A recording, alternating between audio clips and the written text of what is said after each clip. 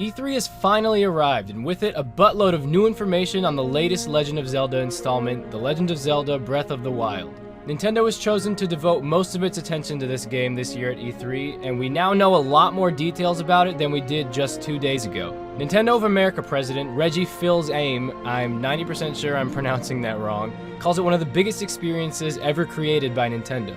So what exactly have we learned from Nintendo's Treehouse Live event? Quite a lot, actually. Okay, let's start with the new title. Given Nintendo's recent lack of creativity when it comes to giving long-awaited games an original name, I was a little worried we'd be getting The Legend of Zelda NX/Wii U.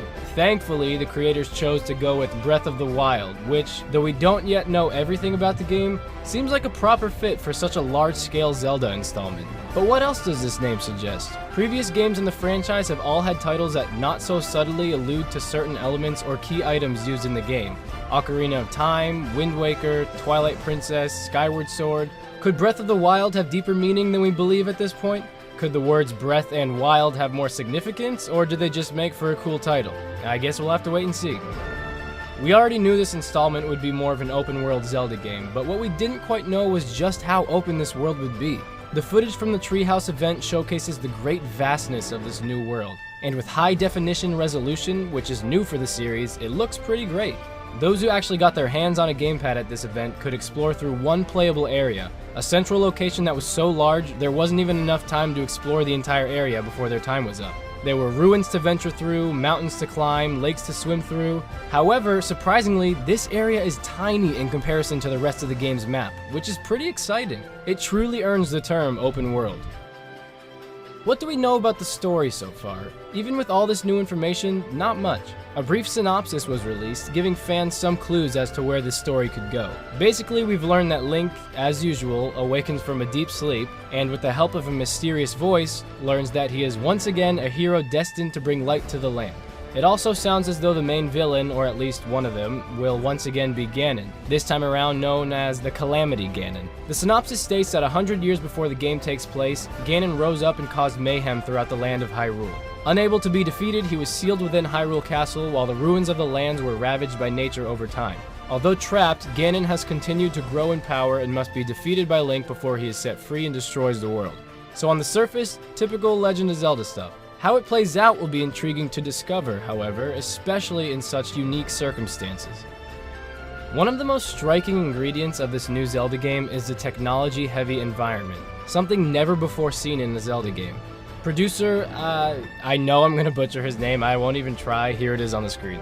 He stated yesterday that the focus has shifted from swords and magic to technology. This is quite apparent by the looks of the room Link wakes up in.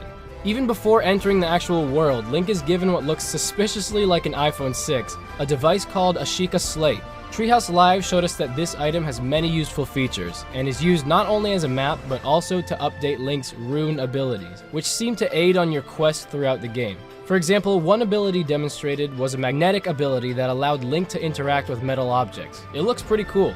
All the technology does. I mean, take a look at these bombs. Now that is something we've never seen in a Zelda game. This time around, Link has finally broken free of some gameplay limitations. Unlike previous installments, Link is finally able to jump on command. It's a pretty big deal.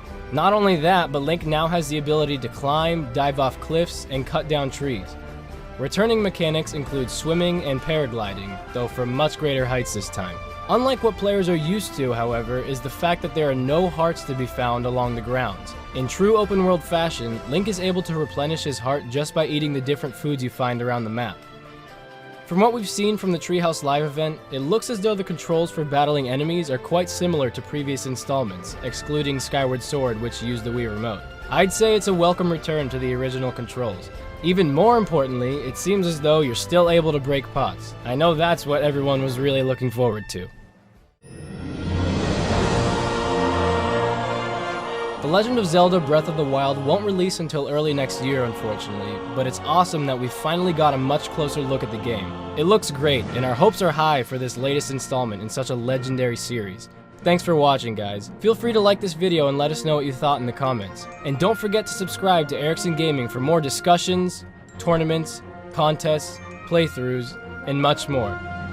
Also, James and I just recently hit 300 subscribers, which we're super excited about. We hope to keep creating content that gamers can really get into, and we love being able to play and have tournaments with you guys. Again, thank you for your support, and thanks for watching.